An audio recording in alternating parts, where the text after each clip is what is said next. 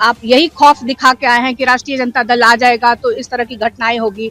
और जब से ये सरकार में है तब से इसी तरह की घटनाएं देखने को आ रही है। सरकार कोई कार्रवाई नहीं कर रही है। कुछ मीडिया के कुछ न्यूज चैनल्स ही हैं वही इस बात को पुरजोर तरीके से उठा रहे हैं और सरकार के कान पे जू भी नहीं रेंग रही है। उसके परिवार के लोग कह रहे थे कि इसकी कार्रवाई होनी चाहिए। जो हॉस्पिटल में उसका इलाज हुआ प्रॉपर तरीके से उसका इलाज नहीं हुआ। थाना अध्यक्ष थी उनके खिलाफ भी परिवार का था कि प्रॉपर तरीके से उनका कंप्लेन नहीं सुना गया या उसकी जांच नहीं की गई। मेरा तो ये कहना है कि शायद सुनने में ये आया है, मुझे पूरी जानकारी है नहीं, कि परिवार के लोग सीबीआई इंक्वायरी की मांग कर रहे हैं। तो सरकार को सीबीआई इंक्वायरी सौंप देनी चाहिए। तो लड़कियों के साथ महिलाओं के साथ 5-6 घटना इस तरह की देखने को आई है, अलग अलग जिलों से आई है। तो कार्रवाई होनी चाहिए। वो भी बिहार में बैठे हैं, डबल इंजन की सरकार है, सुशासन की सरकार है। तो तुरंत पता चल जाएगा कि धमकी कौन दे रहा है। उसको पकड़िए और कार्रवाई करिए कि आखिर ऐसा क्यों धमकी दे रहा है वो। कोई गोली कहीं भी गोली मार दी जाती है, किसी को अपराध बढ़ा हुआ है। जो कुछ लोगों का ये आरोप है कि उसके साथ छेड़छाड़ हुई है, उसके पोस्टमार्टम रिपोर्ट भी बदली गई है या छेड़छाड़ हुआ है।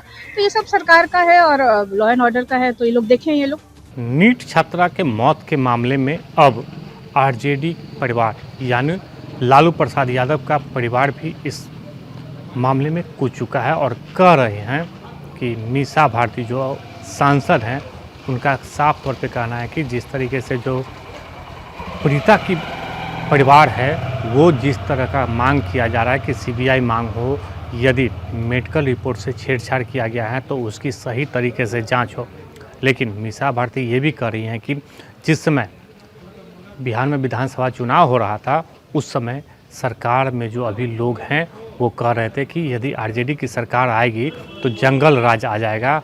उसको लेके मीसा भारती क्या कुछ कह रही है, हम आपको वो बयान भी सुनवा रहे हैं। क्या जा रहा है अभी तक इस पे कुछ कार्रवाई नहीं की गई है, सिर्फ एक थानाध्यक्ष को निलंबित किया गया। देखिए, लंबे समय से नीट छात्रा का न्यूज में हम लोग देख रहे हैं और ये दुर्भाग्य है कि एक तरफ डबल इंजन की सरकार है और हमेशा महिलाओं के सशक्तिकरण की बात करती है, महिला की सुरक्षा की बात करती है और एक बेटी के साथ इस तरह की घटना घट जाती है। बहुत ही दुखद है और उस परिवार के साथ महिला होने के नाते और एक माँ होने के नाते मेरी संवेदना है और राष्ट्रीय जनता दल हमेशा उस परिवार के साथ खड़ा है। और देखा जाए तो सरकार कोई कार्रवाई नहीं कर रही है। कुछ मीडिया के कुछ न्यूज चैनल्स ही हैं वही इस बात को पुरजोर तरीके से उठा रहे हैं और सरकार के कान पे जू भी नहीं रेंग रही है। और अभी आप देखिए कि किस तरह से उसके परिवार के लोग कह रहे थे कि इसकी कार्रवाई होनी चाहिए। जो हॉस्पिटल में उसका इलाज हुआ प्रॉपर तरीके से उसका इलाज नहीं हुआ और जो एक थाना अध्यक्ष थी उनके खिलाफ भी परिवार का था कि प्रॉपर तरीके से उनका कंप्लेन नहीं सुना गया या उसकी जांच नहीं की गई। तो कार्रवाई होनी चाहिए। जो लोग दोषी हैं उस पर कार्रवाई नहीं होनी चाहिए। मेरा तो ये कहना है कि शायद सुनने में ये आया है, मुझे पूरी जानकारी है नहीं, कि परिवार के लोग सीबीआई इंक्वायरी की मांग कर रहे हैं। तो सरकार को सीबीआई इंक्वायरी सौंप देनी चाहिए ताकि सही तरीके से उसकी जांच हो करके। और ये कोई पहली घटना नहीं है।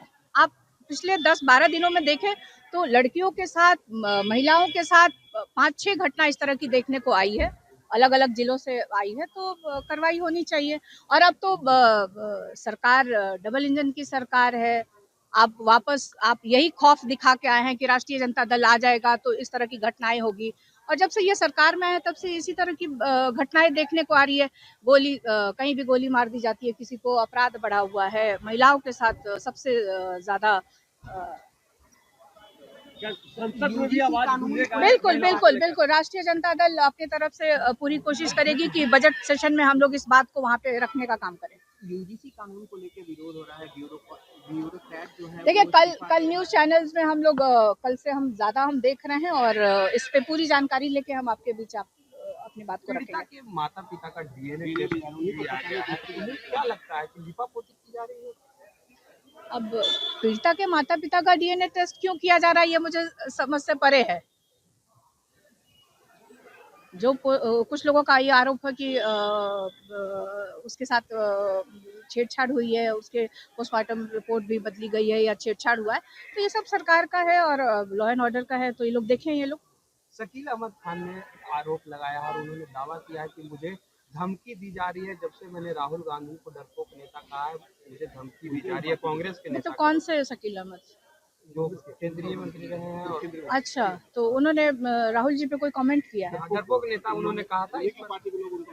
अब ये तो मोबाइल है और आजकल तो टेक्नोलॉजी का जमाना है, तुरंत सीडीआर निकल जाएगा कि धमकी देने वाला कौन है। वो भी बिहार में बैठे हैं, डबल इंजन की सरकार है, सुशासन की सरकार है, तो तुरंत पता चल जाएगा कि धमकी कौन दे रहा है। उसको पकड़िए और कार्रवाई करिए कि आखिर ऐसा क्यों धमकी दे रहा है वो कोई।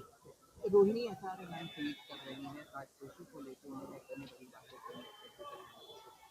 देखिए, अब वो ट्वीट कर रही हैं, क्यों कर रही हैं, क्या कर रही हैं, तो वही बताएंगी ना, तो वही बताएंगी, सही जवाब तो वही दे पाएंगे। Thank you. तो आपने सुना मीसा भारती जो सांसद है, उन्होंने साफ तौर पे सरकार पर सवाल उठाते हुए कहा कि ये जो चुनाव लड़ रहे थे उस समय कह रहे थे कि यदि आरजेडी की सरकार आएगी तो जंगल राज आ जाएगा। अभी क्या है इसका जवाब सरकार से मीसा भारती पूछ रही हैं। आलोक कुमार, हेडलाइन बिहार, पटना।